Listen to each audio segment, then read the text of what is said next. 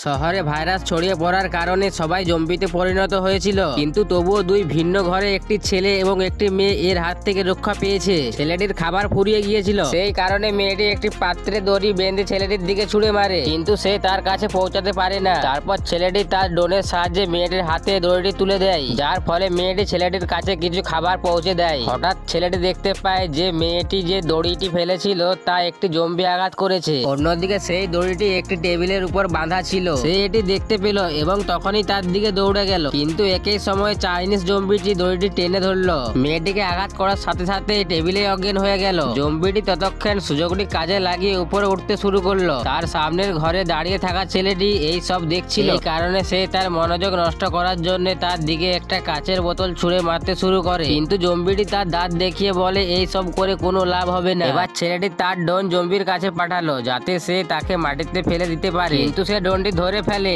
এবং ধ্বংস করে দেয়। এবার সে মেয়েটির দিকে এগিয়ে যায়, তারপর মেয়েটি তার হাতুড়ি দিয়ে শরীরের ভার হালকা করে, যার ফলে সে তৎক্ষণাৎ মাটিতে পড়ে যায়। সে পড়ে যাওয়ার সাথে সাথে জম্বির সমস্ত মনোযোগ মেয়েটির দিকে চলে যায়।